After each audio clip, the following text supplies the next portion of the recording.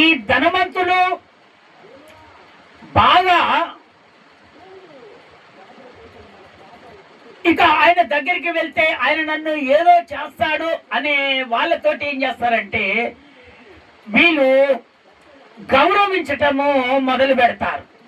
అయితే దేవుడు ఏం చెప్తున్నాడో తెలుసా, నేనైతే దీనులను గౌరవిస్తాను. స్తోత్రం చెప్తారా ఒకసారి గట్టిగా, ఇంకొకసారి గట్టిగా చెప్తారా? అయితే మీరైతే అంటే లోకములో ఉన్నటువంటి మీరైతే మీరు పెద్ద పెద్ద వాళ్ళను గౌరవిస్తారు, గొప్ప గొప్ప వాళ్ళను గౌరవిస్తారు, కానీ నేనైతే దీనులను గౌరవిస్తాను. ఎవరు ఈ మాట చెప్పేదంటే దేవుడు చెప్తున్నాడు. స్తోత్రం చెప్తారా ఒకసారి గట్టిగా? దేవుడు ఎవరిని గౌరవిస్తాడంట? దీనులను గౌరవిస్తాడంట. అంటే మనలో ఉన్నటువంటి గర్వం అంతా పోతే మనకు దీనత్వం వస్తుంది. ఆ దీనత్వము కలిగి జీవించినటువంటి వారిని ఆయన రాజ్యములో చేర్చబడతానంటున్నాడు. ఇంకోటి ఏంటో తెలుసా, ఈ భూమి మీద దీనత్వము కలిగి నువ్వు జీవిస్తే నీకు ఏ కార్యము కావాలన్నా ఆ కార్యాన్ని మొట్టమొదటిగా నీకు చేస్తానని దేవుడు చెప్తున్నాడు. అందుకనే దీన మనసు గలవారై మీరు ఉండుండి అంటున్నాడు దేవుడు.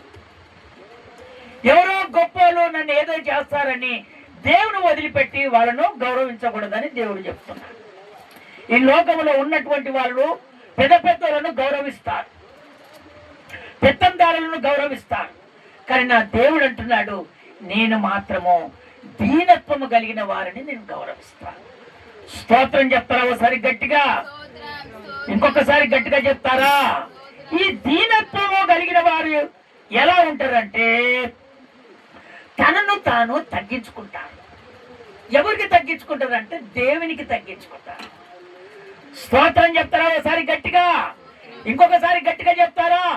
వీళ్ళు హుషారాలే, పొట్లాడాలన్నా ముందే ఉంటారు, ఎవరైనా ఎదిరించాలన్నా ముందే ఉంటారు, కానీ వీళ్ళలో మనసు ఏందో తెలుసా, వీళ్ళు దేవునికి తగ్గించుకుంటారు, తనకు తాను తగ్గించుకుంటారు. ఎవరికి? దేవునికి తగ్గించుకుంటారు. అందుకనే నా ప్రభు నీకంత ధైర్యం ఉన్నా నువ్వెంత ఎవరిని గుంజి కొట్టాలన్నా ఎవరిని ఎదిరించాలన్నా నీకంత బలం ఉన్నది, కానీ నీవు తగ్గించబడాలి. ఎక్కడ తగ్గించాలి? దేవునికి నువ్వు తగ్గించుకోవాలి. అప్పుడు నీ పరిస్థితులను నా వైపుకు తిప్పు, ఆ పరిస్థితులన్నీ నేను తీరుస్తాను అని. ఏ ఏ పరిస్థితుల చేత మీరు బాధపడి దేవుని సన్నిధికి వచ్చారో దేవుని బిడ్డలారా, నా దేవుడు స్పష్టంగా మీతో మాట్లాడుతున్నాడు. మీరు లోకములో ఉన్నటువంటి వారిని గౌరవించి దేవునికి దూరంగా ఉండకండి. మీరు లోకములో ఉన్నటువంటి వారిని వదిలిపెట్టి మీరు దీనత్వము కలిగి దేవుని వేడుకోవటం మొదలు పెట్టండి. మీ జీవితాలన్నీ నా దేవుడు మారుస్తాడు. స్తోత్రం చెప్తారా ఒకసారి గట్టిగా? ఇంకొకసారి గట్టిగా చెప్తారా? అందుకని దేవుడు చక్కగా మాట్లాడుతున్నటువంటి మాట మత్తాయి సువార్తలోనికి వచ్చేస్తారా? మత్తాయి సువార్త, మత్తాయి సువార్త 5వ అధ్యాయము 3వ వచనం. ఆత్మ విషయమైన దీనులైన వారు ధన్యులు, పరలోక రాజ్యము వారిది పరలోక రాజ్యము. ఆత్మ విషయమైనటువంటి దీనులైన వారు ధన్యులు, ఎందుకంటే పరలోక రాజ్యము వారిది. దేవుని బిడ్డ, నువ్వు దీనత్వము కలిగి దేవుడితో ఉంటే నీ కార్యాలను దేవుడు చేస్తాడు. నీవు ఇంకోటి ఏంటో తెలుసా, ఆయన రాజ్యములో చేర్చబడతావు, ఆయన ఉండే చోట్లో నువ్వు ఉంటావని దేవుడు చక్కగా మాట్లాడుతున్నాడు.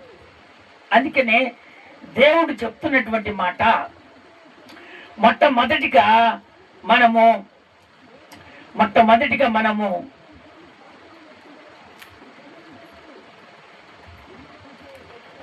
ఈ దీనత్వము కలిగి మనం ఉండాలంటే మొట్టమొదట దేవుడు చెప్తున్నటువంటి మాట, నేను దేవుని కృప లేకుండా ఏమి చెయ్యలేను అనే స్థితిలో నువ్వు ఉండాలని దేవుడు కోరుకుంటున్నాడు.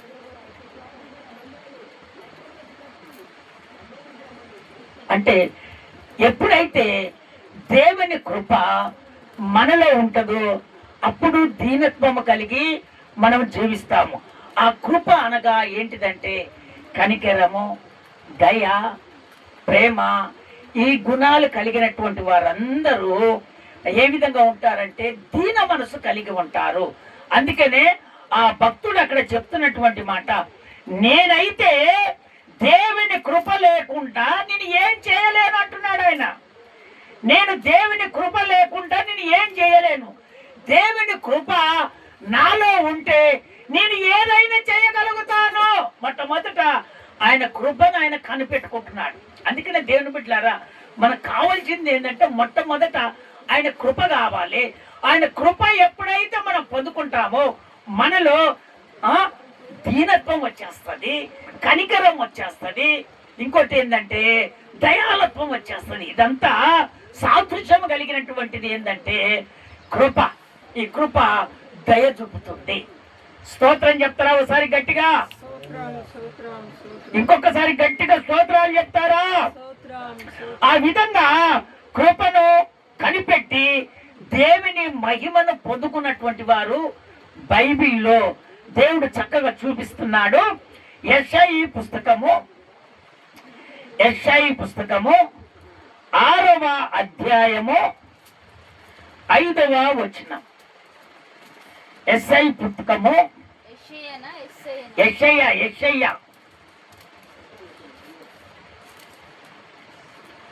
యెషయా పుస్తకము 6వ అధ్యాయము 5వ వచనం. చక్కగా వినండి. నేను అయ్యో నేను అపవిత్రమైన పెదవుల గలవాడను అపవిత్రమైన పెదవులు గల జనుల మధ్యను నివసించువాడను. నేను నశించి తిని రాజును సైన్యములకు అధిపతియగు యెహోవాను నేను కనులార చూచితిననుకొంటిని. స్తోత్రం చెప్తారా ఒకసారి గట్టిగా? ఇంకొకసారి గట్టిగా చెప్తారా? ఈ భక్తుడు ఈయన కృప కొరకు కనిపెడుతున్నాడు. ఎందుకంటే అపవిత్రమైనటువంటి జనాల మధ్యలో బ్రతుకుతా ఉన్నాడు. ఎటు చూసినా అపవిత్రమైనటువంటి వాళ్ళే. దేవుని వాక్యము ఎప్పుడు దొరుకుతుంది, దేవుని కృప ఎప్పుడు దొరుకుతుందని ఈయన వెయిటింగ్ చేస్తున్నాడు. దేవుని కొరకు వైరాగ్యం కలిగి జీవిస్తున్నాడు. ఆ సమయములో అక్కడ దేవుడు సింహాసనం మీద ఆసీనుడై కూర్చున్నాడు. ఆసీనుడై కూర్చున్నటువంటి దేవుడు, ఆ సింహాసనం ఆసీనుడై కూర్చున్నటువంటి దేవునికి ఆయన ఎవరైనా ఒకరు ఉన్నారా అని ఆయన వెయిట్ చేస్తుంటే ఆయన అంటున్నాడు, అయ్యా నేను ఉన్నాను, నన్ను పంపు, నేను ఉన్నాను, నన్ను పంపు అని ముందుకు వెళ్తున్నాడు. అయితే అక్కడ ఉన్నటువంటి జనుల మధ్యలో ఆయన ఎంతగానో బాధతో ఉన్నాడు, ఎంతగానో కుమిలిపోతూ ఉన్నాడు. ఆయన మాట్లాడుతున్నటువంటి మాట ఇదిగో ఆ 3వ వచనం ఒకసారి చదివి వినిపిస్తావా నాన్న? 3వ వచనం. వారు సైన్యములకు అధిపతియగు యెహోవా పరిశుద్ధుడు పరిశుద్ధుడు పరిశుద్ధుడు సర్వలోకము ఆయన మహిమతో నిండి ఉన్నదని గొప్ప స్వరముతో గాన ప్రతి గానములు చేయుచుండిరి. కిందికి వెళ్ళినాను. వారి కంఠస్వరము వలన గడప కమ్మల పునాదులు కదులుచు మందిరము ధూపము చేత నిండగా. చాలు, మహిమ చేత నిండగా అంటే ఆయన అక్కడ సింహాసనం మీద కూర్చున్నటువంటి దేవుడు ఆయన శిరాపులు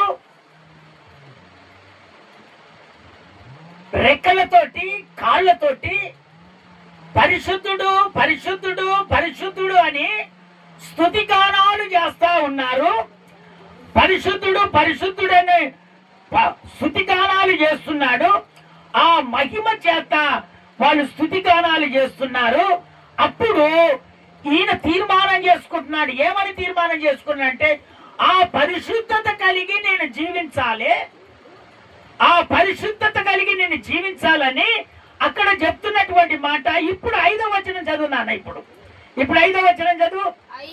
అయ్యో నేను అపవిత్రమైన పెదవుల గలవాడను అపవిత్రమైన పెదవుల గల జనుల మధ్యను నివసించువాడును. నేను నశించి తిని రాజును సైన్యములకు అధిపతినగు యెహోవాను నేను కనులారా చూచిదననుకోండి.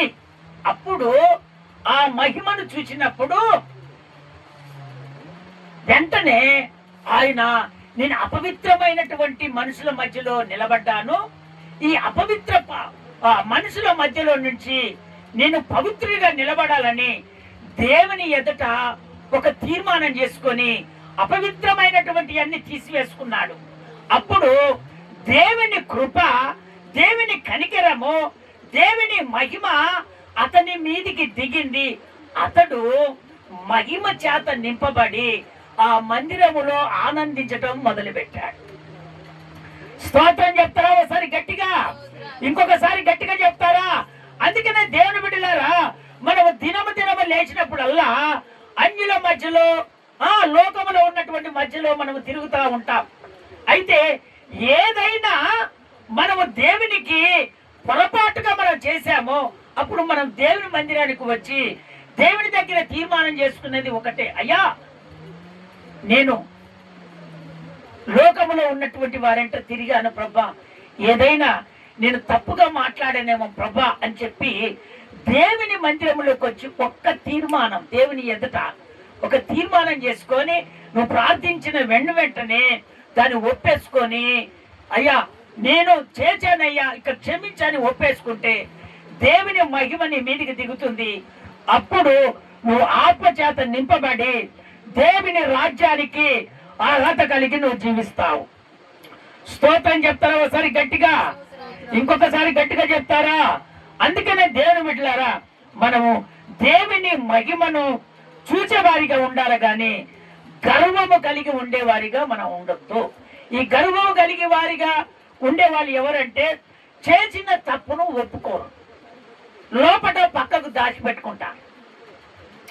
ఎప్పుడైతే స్పష్టంగా చేసినటువంటి తప్పును దేవుని ఎదుట ఒప్పుకుంటే ఆయన మహిమ మన మీదికి దిగుతుంది, ఆయన మనలో ఉంటాడు, మన కార్యాలు దేవుడు చేస్తాడు.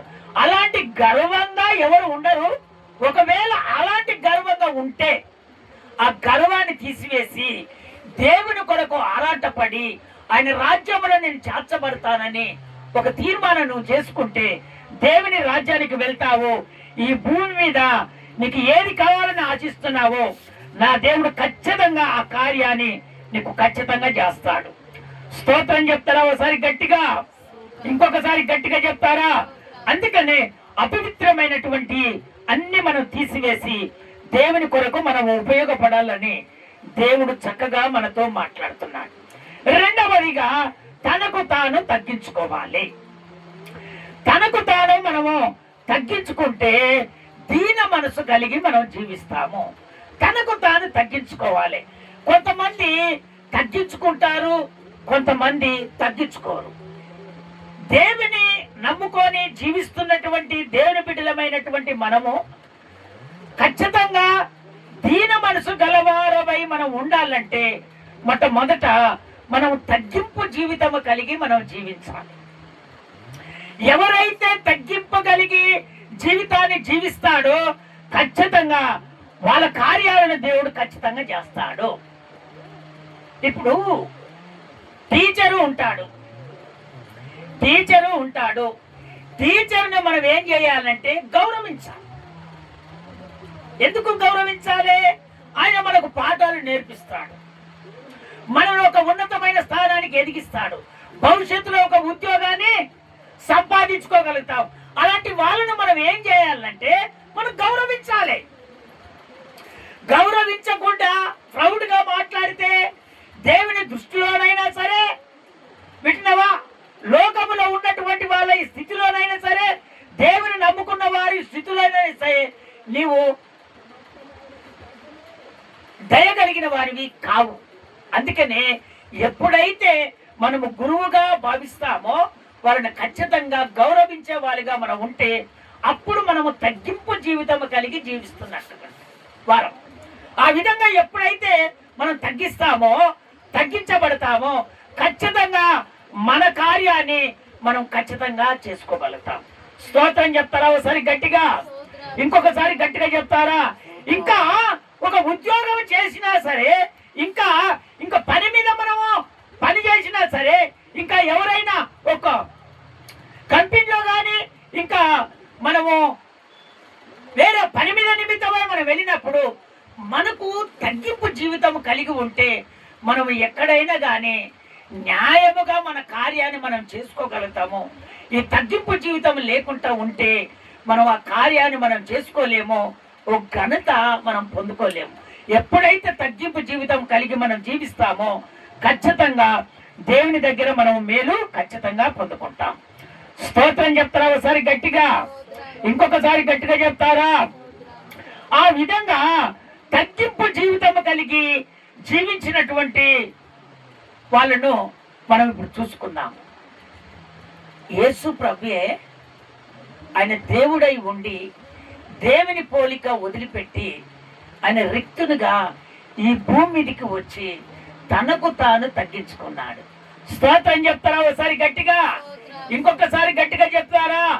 ఎందుకు ఆయన ఈ భూమి మీదకి వచ్చి ఆయన తగ్గించుకున్నాడంటే ఆ తగ్గింపు జీవితాన్ని మనకు నేర్పటానికి, మనం ఆశీర్వాదముగా ఉండటానికి, ఆయన మహిమ చేత మన కార్యాలు జరిపించుకోవటానికి, మన జీవితాన్ని మార్చడానికి, మనము ఇంకా ప్రేమ కలిగి మనం జీవించడానికి ఆయన ఈ భూమి మీదకి వచ్చి తనకు తాను తగ్గించుకొని ఆ తగ్గింపు జీవితాన్ని మనకు దేవుడు మనకు అనుగ్రహించాడు. ఎప్పుడైతే ఆ తగ్గింపు జీవితం కలిగి మనం జీవిస్తామో ఖచ్చితంగా ఏ కార్యానైనా దేనైనా ఖచ్చితంగా మనము జయిస్తాం. స్తోత్రం చెప్తారా ఒకసారి గట్టిగా? ఇంకొకసారి గట్టిగా చెప్తారా? చదువుతారా? ఫిలిప్పీలకు రాసిన పత్రిక 2వ అధ్యాయము, ఫిలిప్పీలకు రాసిన పత్రిక 2వ అధ్యాయము, ఫిలిప్పీలకు రాసిన పత్రిక 2వ అధ్యాయము 5వ వచనం నుంచి చదువుతారా నాన్న? 5వ వచనం నుంచి. క్రీస్తు యేసునకు 5వ వచనం అంటే 4 కాడి నుంచి. అయినను మీలో చదువు నాన్న. మీలో ప్రతి వాడును తన సొంత కార్యములను మాత్రమే గాక, సొంత కార్యములనే కాక ఇతరుల కార్యములను కూడా చూడవలెను. ఇతరుల కార్యము కూడా చూడవలెను. క్రీస్తు యేసునకు కలిగిన ఈ మనసు మీరును కలిగి ఉండుడి. మళ్ళీ రిపీట్ అదే మాట. క్రీస్తు యేసునకు కలిగిన ఈ మనసు మీరును కలిగి ఉండుడి. ఆయన ఏ మనసు కలిగి ఉన్నాడు? 6వ వచనం నుంచి స్టార్ట్ చేయినానా? ఆయన దేవుని స్వరూపము కలిగిన వాడై ఉండి దేవునితో సమానముగా ఉండుట విడిచిపెట్టకూడని భాగ్యమని ఎంచుకొనలేదు గాని మనుషుల పోలికగా పుట్టి దాసుని స్వరూపమును ధరించుకొని తను తానే చేసుకొనెను. ఆడాగి అట్టే పట్టుకో. ఇప్పుడు యేసు ప్రభు ఒక దేవుడు, దేవుడై ఉన్నటువంటి దేవుడు మన కొరకు ఆయన మానవునిగా ఈ భూమి మీదకి వచ్చాడు. ఆయన ఈ మానవునిగా ఈ భూమి మీదకి వచ్చి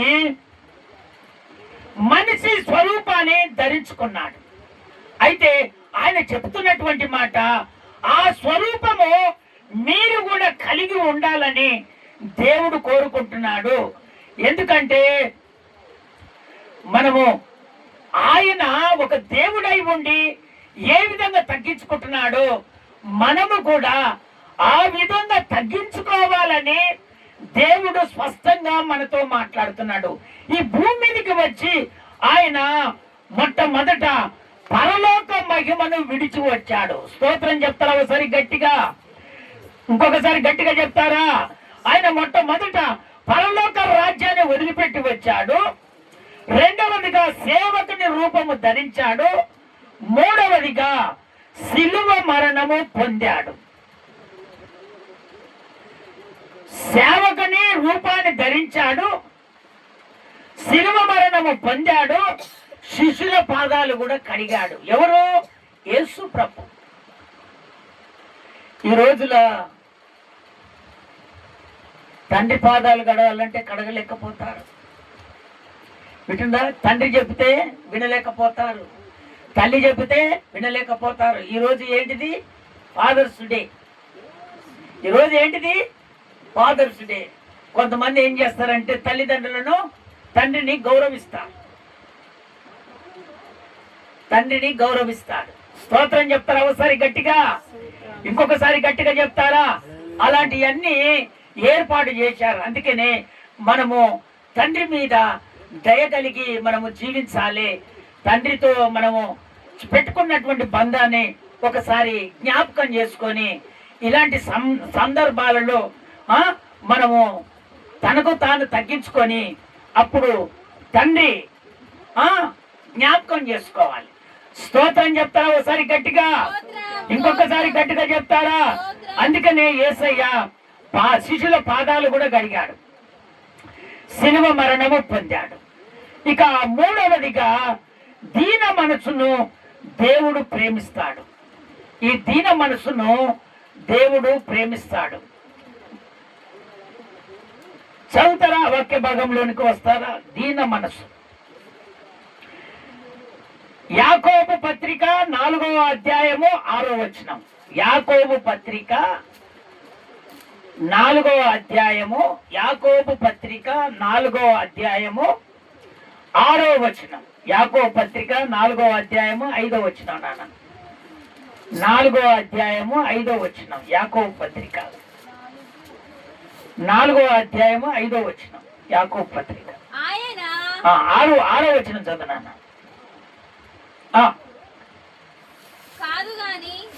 కాదు గాని ఆయన ఎక్కువ కృపనిచ్చును, అందుచేత దేవుడు అహంకారులను ఎదిరించి దీనులకు కృప అనుగ్రహించును అని లేఖనము చెప్పుచున్నది. అందుకనే దేవుని బిడ్డలారా, ఎప్పుడైతే మనము దీనత్వము కలిగి మనం ఉంటామో ఆయన ఖచ్చితంగా ఆయన కృప మనకు ఆవరిస్తుంది. ఆయన కార్యాలు మనకు ఖచ్చితంగా చేస్తారు. అహంకారము కలిగి మనం ఎప్పుడైతే ఉంటామో ఆ అహంకారాలను తీసేసి మన కింద ఉన్నటువంటి వారిని దేవుడు హెచ్చించడం మొదలు పెడతాడు. స్తోత్రం చెప్తారా ఒకసారి గట్టిగా? ఇంకొకసారి గట్టిగా చెప్తారా? మన ప్రార్థన పౌరులమైనా సరే, దర్శనాలు చూసినా సరే, దేవుడు మనతో మాట్లాడినా సరే, ఇదిగో తగ్గింపు జీవితము మనకు లేకపోతే, దీనత్వము మనకు లేకపోతే దేవుడు వాళ్ళు చేసిన ప్రార్థన అంగీకరించడు. నువ్వు ఎంత కన్నీరుగాచి నువ్వు ప్రార్థన చేయి, ఎంత నువ్వు మొరబెట్టు, ఎంత మొరబెట్టినా కూడా నా దేవుడు కార్యం చేయడు. గాని ఎప్పుడైతే నీవు దీనత్వము కలిగి ఆయన కృపను కనిపెట్టుకొని నువ్వు ప్రార్థన చేస్తావో అప్పుడు ఇదిగో అహంకారులను ఎదిరించి దీనత్వము కలిగిన వారిని దేవుడు హెచ్చించడం మొదలు పెడతాడు. స్తోత్రం చెప్తారా ఒకసారి గట్టిగా? ఇంకొకసారి గట్టిగా చెప్తారా? అందుకనే దేవుడు గర్విష్ఠులను ఎదిరిస్తాడట దేవుడు. ఎందుకంటే గర్విష్ఠులను సాతానుతో దేవుడు పోల్చాడు. ఎందుకంటే సాతానుడు కూడా బింకమలాడేవాడు కనుక దేవుడు ఆ గర్విష్ఠులను సాతానుతో పోల్చాడు. అందుకనే ఈ గర్వము కలిగిన వాడు పతనమైపోతాడు గాని తన జీవితాన్ని ఎప్పుడు మార్చుకోలేడు. తన ఆశీర్వాదాన్ని, దేవుడిచ్చిన ఆశీర్వాదాన్ని ఎప్పుడు పొందుకోలేడు. అందుకనే గర్వాన్ని మనం తీసివేసి దీనత్వము కలిగి మనం జీవిస్తే ఖచ్చితంగా మన ప్రార్థన దేవుడు అంగీకరించి మనకు కార్యాలు చేయటము దేవుడు మొదలు పెడతాడు. లూకా సువార్త 18వ అధ్యాయము 9వ వచనం ఒకసారి చదివి వినిపిస్తావు నాయన. లూకా సువార్త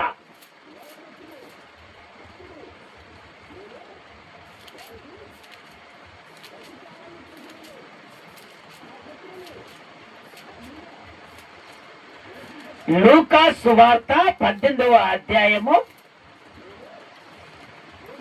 9వ వచనం నాన్న. వినండి, కొంతమంది ఉన్నారంట అలాంటి వాళ్ళు, తామే నీతిమంతులమని తమ్ము నమ్ముకొని ఇతరులను తృణీకరించు కొందరితో ఆయన దేవుడు ఈ ఉపమానము చెప్తున్నాడు. చదువు నాన్న. ప్రార్థన చేయుటకై ఇద్దరు మనుషులు దేవాలయములోనికి వెళ్ళారు. వారిలో ఒకరు పరిచయుడు, ఒకడు సుంకరి. ఒకడు పరిచయుడు, ఒకడు సుంకరి. వీళ్ళు ఎక్కడికి వెళ్ళారంటే దేవుని మందిరంలోకి వెళ్ళి ప్రార్థన చేస్తున్నారు. ఈ పరిచయుడు ప్రార్థన చేస్తున్నాడు. ఎవరు పరిచేస్తున్నాడు అంటే ఆ 11వ వచనం చదువుతావా నాయన? పరిచయుడు నిలవబడి దేవా, నేను చోరులను, అన్యాయస్తులను, వ్యభిచారులనైనా ఇతర మనుషుల వలనైనను ఈ సుంకరి వలనైనను ఉండనందుకు నీకు కృతజ్ఞతలు చెల్లించుచున్నాను. వారమునకు 2 మారులు ఉపవాసము చేయుచు నా సంపద అంతటిలో 10వ వంతు చెల్లించుతున్నని ఈయన పరిచయుడు తనలో తాను దేవుని మందిరానికి వెళ్ళి ప్రార్థన చేస్తున్నాడు.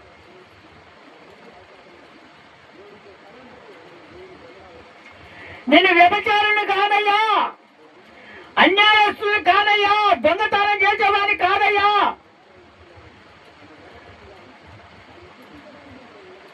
ఇతర మనుషుల వల్ల కాదయ్యా, ఆ సుంకరి వల్ల కాదయ్యా అని దేవుని మందిరానికి వెళ్ళి ఈయన ప్రార్థన చేస్తున్నాడు. అయ్యా, నేను వారానికి 2-3 సార్లు నేను ఉపవాసం ఉండి అయ్యా ప్రార్థన చేస్తున్నానయ్యా, నా కార్యం చేయమని అని ఈయన ప్రార్థన చేస్తున్నాడు. ఎక్కడికి వెళ్ళంటే దేవుని మందిరంకి వెళ్ళి ప్రార్థన చేస్తున్నాడు.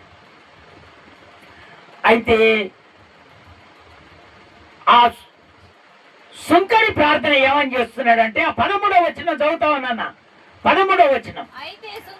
అయితే సుంకరి దూరముగా నిలుచుండి ఆకాశము వైపు కన్నులెత్తుటకైనను ధైర్యము చాలక రొమ్ము కొట్టుకొనుచు దేవా, పాపినైన నన్ను కరుణించుమని పలికెను. అని కంప్లీట్ చేయి. అతనికంటే ఇతడు నీతిమంతుడిగా తీర్చబడి తన ఇంటికి వెళ్ళనని నీతో చెప్పుచున్నాను. తన్ను తాను హెచ్చించుకొనివాడు తగ్గింపబడును, తన్నుకు తాను తగ్గించుకొనివాడు వెచ్చించబడునని చెప్పాను. ఈ సుంకరి పరిచర్య. అయితే ఈ సుంకరేమో లేనటువంటి వాడు, ఈ పరిచయుడేమో ఉన్నటువంటి వాడు. అక్కడ ఇద్దరు కలిసి ప్రార్థన చేస్తున్నాడు. ఈ పరిచయుడు ఏమని ప్రార్థన చేస్తున్నాడు? అయ్యా, నేను నమ్మకంగా ఉన్నానయ్యా, నీకు ఎవరికి నేను అన్యాయం చేయట్లేదయ్యా, నేను ఎవరితో వ్యభిచారం చేయట్లేదయ్యా, దొంగతనం చేయట్లేదయ్యా, నా ప్రార్థన ఆలకించయ్యా, నేను నీతిమంతునిగా ఉన్నానయ్యా అని ప్రార్థన చేస్తున్నాడు. అక్కడ అన్నది ఏంటంటే, ఈ సుంకరి వలె కానయ్యా, ఈ సుంకరి వలనే కాక నేను ప్రార్థన చేస్తున్నానని 2-3 సార్లు నేను ఉపవాసం ఉండి ప్రార్థన చేస్తున్నానని ఈయన ప్రార్థన చేస్తున్నాడు. ఆయన అయితే రొమ్ము కొట్టుకొని, అయ్యా నా ప్రార్థన ఆలకించయ్యా, నేను పాపినని ప్రార్థన చేశాడు. ఈ ఇద్దరిలో ఎవరికి న్యాయం చేశాడు దేవుడు అంటే సుంకరికి న్యాయం చేశాడు. ఎందుకు సుంకరికి న్యాయం చేశాడంటే సుంకరి తగ్గించుకున్నాడు, పరిచయుడేమో హెచ్చించుకున్నాడు. అందుకని దేవుని బిడ్డలారా, హెచ్చించుకున్న వారినేమో తగ్గిస్తాడు, తగ్గింపగలిగిన వారినేమో దేవుడు హెచ్చిస్తాడు. ఇప్పుడు హెచ్చించుకున్న వారి ఆశీర్వాదం ఏమో తగ్గిపోతుంది, తగ్గించుకున్నటువంటి ఆశీర్వాదం ఏమో హెచ్చించబడుతుంది. అందుకనే ఎప్పుడైనా మనము తగ్గింపు జీవితం కలిగి మనం జీవిస్తే ఖచ్చితంగా దేవుని దగ్గర మనం ఖచ్చితంగా మేలు పొందుకుంటాం. స్తోత్రం చెప్తారా? ఒకసారి గట్టిగా, ఇంకొకసారి గట్టిగా చెప్తారా? అందుకనే దేవుని బిడ్డలారా, మనం ఖచ్చితంగా తగ్గింపు జీవితం కలిగి మనం జీవించాలి. ఒక మాట సంఖ్యాకాండంలో, ఒక మాట 12వ అధ్యాయము 3వ వచనంలో ఒక మాట చదువుతారా? సంఖ్యాకాండం, సంఖ్యాకాండం, సంఖ్యాకాండము,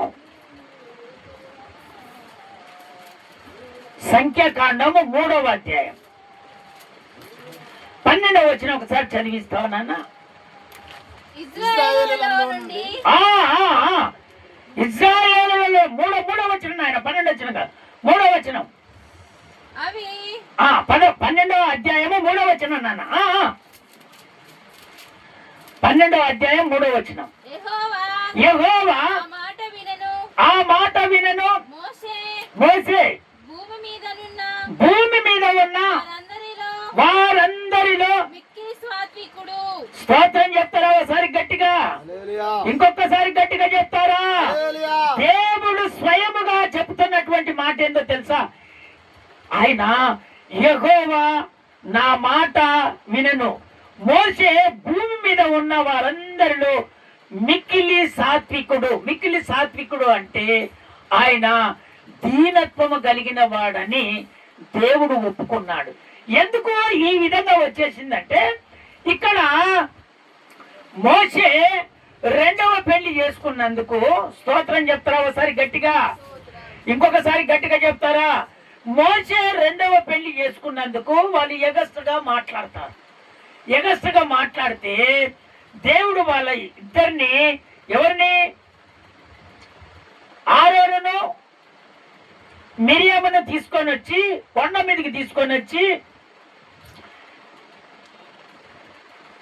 వాళ్ళను దేవుడు మాట్లాడుతున్నాడు. ఏమని మాట్లాడుతున్నాడు అంటే, నీవు మోసే చేత మాత్రమే యెహోవా పలికించనా, ఆయన మా చేత పలికించలేదా అని చెప్పుకొనగా, యెహోవా ఆ మాటలు వినెను, మోసే భీము మీద వారందరిలో మిక్కిలి సాత్వికుడు అని దేవుడు ఒప్పుకున్నాడు. కారణం ఏంటంటే, ఆ స్త్రీని పెళ్లి చేసుకున్నప్పుడు ఇక ఆయన మాటే దేవుడు వింటాడా, మా మాట దేవుడు వినడా అని గర్వపడ్డారు. ఆ గర్వపడటం వల్ల మిరియాముకేమో కుష్ఠరోగం వచ్చింది. ఇదిగో మోషేనేమో దేవుడు హెచ్చించడం మొదలు పెట్టాడు. అందుకనే తనకు తాను తగ్గించుకున్నవాడు హెచ్చించబడతాడు, తనకు తాను హెచ్చించుకున్నవాడు తగ్గించబడతాడు. గనుక దీన మనసు గలవారై మనం ఉంటే దేవుని ఎదుట ఏ కార్యానైనా మనము జయించగలుగుతాము. మనం చేస్తున్నటువంటి ప్రార్థనలో గర్వం ఉండకూడదు. మనం చేస్తున్నటువంటి ప్రార్థనలో మనది విధేయత కలిగి తగ్గింపు జీవితం కలిగి మనం దేవునికి ప్రార్థన చేస్తే ఆ ప్రార్థన ద్వారా దేవుడు మనకు మంచి ఫలితాలు అనుగ్రహిస్తాడు.